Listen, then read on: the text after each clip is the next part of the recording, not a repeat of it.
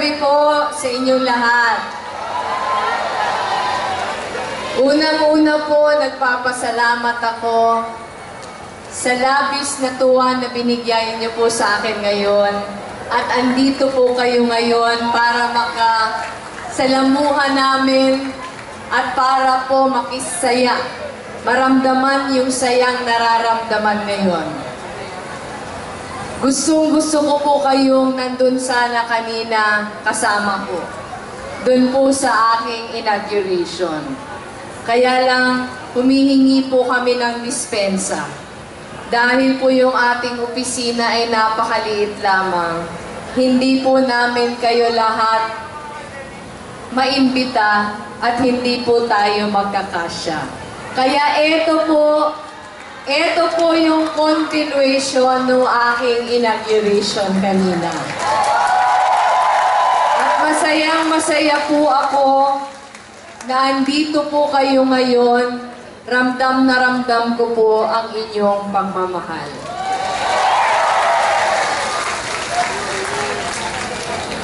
Palagay ko po panahon ngayon para po magbalik tanaw tayo kung saan tayo nagsimula.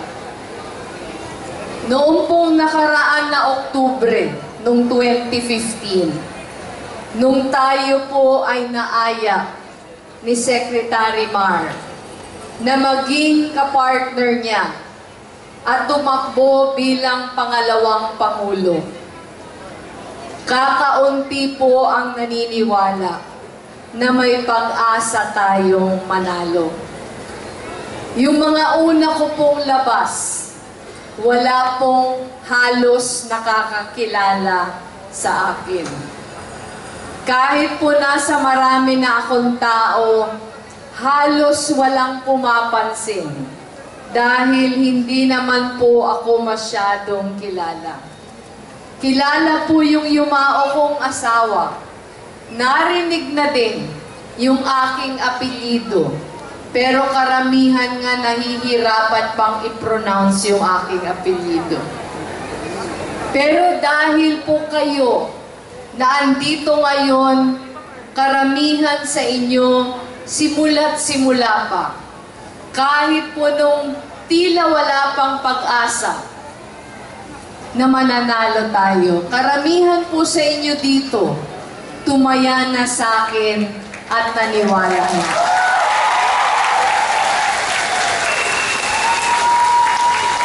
Yung inyo pong pagtulong, isang klaseng pagtulong na hindi natin malalagyan ng presyo. Dahil yung inyong tulong na maraming sakripisyo.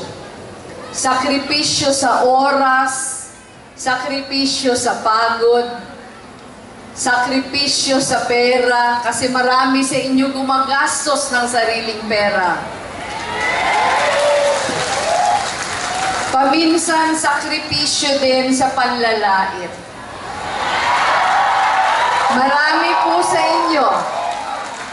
Marami po sa inyo tiniis. Marami po sa inyo nagtiis. Na dumipensa sa akin.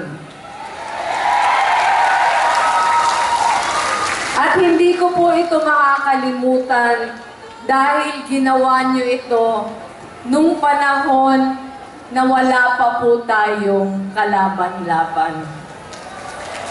Yung iba po sa inyo may suot na t-shirt from 1% to Vice President. Napakalalim at napakalawak nung 1% to Vice President. Dahil yun po yung ating paglalakbay. Hindi ko po yun paglalakbay, pero paglalakbay po nating lahat. Siguro po kung hindi nyo ako pinakilala, kung hindi nyo po ako dinipensahan, kung hindi nyo po ako ipinaglaban, yung 1% sana napako na sa 1%. Alam niyo po yung pinagmulan natin, hindi lang po tayo 1% lang, pero sa 6 na kandidato, pang-6 tayo. Pero dahil yung kaunti sa inyo naniwala na noon pa man, paunti-unti gumapang tayo paakyat. At dahil po yung inyong pagtulong, walang inaasahang kapalit. Dahil po yung inyong pagtulong, nagmumula lamang sa paniniwala na pareho yung ating mga panaginip para sa ating bansa. Hindi nyo po ininda yung lahat na sakripisyo. Hindi nyo po ininda yung lahat na hirap na pinagdaanan nating lahat sa ating paglalakbay. Alam niyo po kung paano tayo gumapang paakyat. At ako po masayang-masaya dahil sa paunti-unti po nating paggapang paakyat, nandyan po kayo sa aking tabi.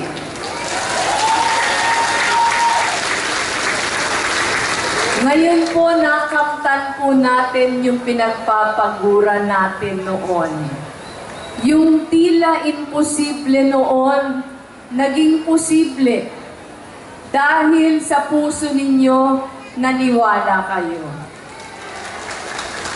Ang gabi pong ito, gabi ng pasasalamat. Pero ito po ay gabi din ng paghingi ko po muli ng inyong tulong. Hindi pa po tapos ang ating laban. Nagsisimula pa lang po tayo. Marami pong hadlang, maraming kahirapan, pero sanay naman tayo dyan. Kung narating po natin yung tagumpay sa eleksyon, makakamtan po natin kahit ano na ilagay natin yung puso natin doon. Kaya po, ngayon po, totoong maraming kahirapan, totoo pong maraming hadlang, pero pag tayo po naniniwala sa isa't isa, yung pagmamahal sa bawat isa sa atin ramdam.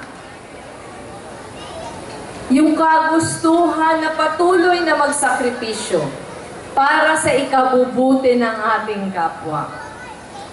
Yung kagustuhan na pwedeng isang tabi yung mga pansariling interes para po tayo magsama-sama kahit iba-iba yung ating pinanggalingan, kahit iba't iba yung ating pinaniwalaan.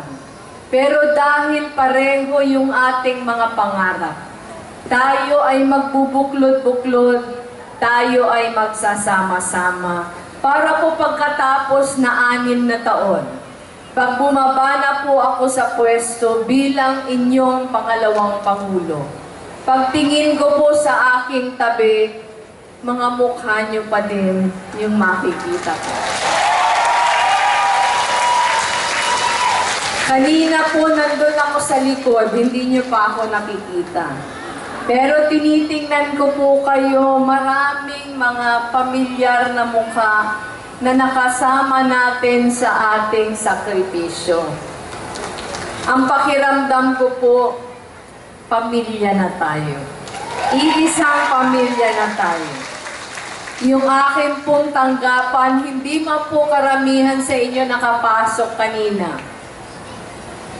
Pero araw-araw po, sa susunod na 6 na taon, welcome na welcome po kayo dahil yung bahay ko po, bahay nyo na din. Pero yung akin pong pakiusap, sana po wag nyo kong iiwan sa gitna ng laban. Kailangan ko pa po ang inyong suporta. Pwede pong suporta sa pagdadasal. pwede pong suporta sa pagsama natin sa pagtahak ng ating landas para tumulong sa ating mga kababayan. Pero basta po kayo katuwang po.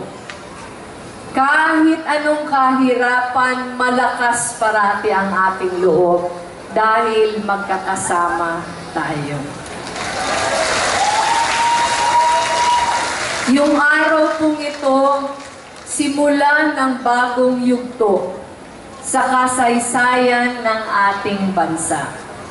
Maraming mga pangit na nangyari nung nakaraan, lalong-lalo na po noong eleksyon.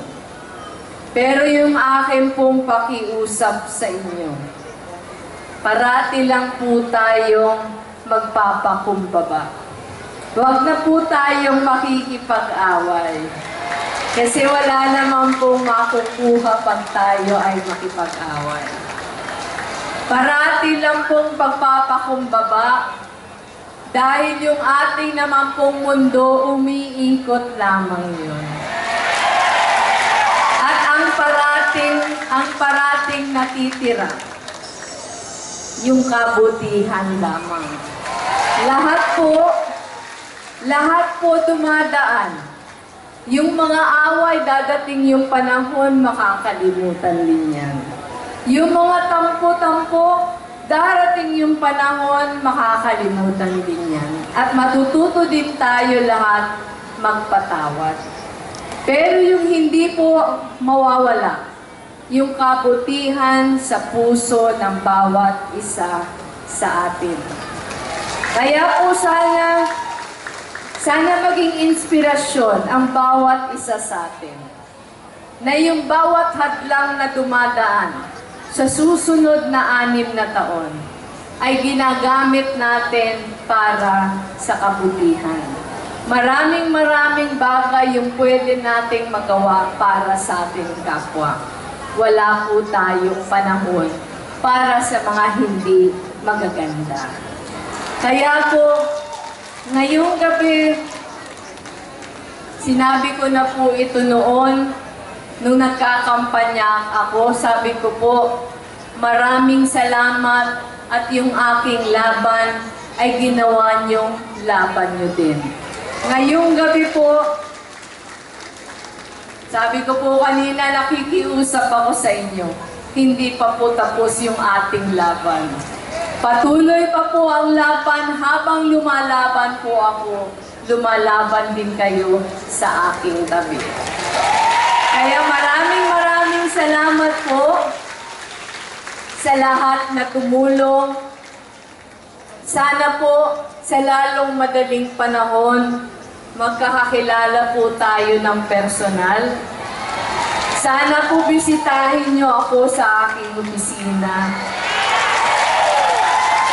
Para po yung hindi ko nakilala ng personal noon, pero naging anghel na tumulong sa akin, makapagpasalamat naman po ako ng tama. Kaya maraming salamat po muli. Ito po, pagdadasal sa matiwasay, masaya, mapayapa, na susunod ng 6 na taon sa buhay ng ating bansa. Magandang gabi po muli.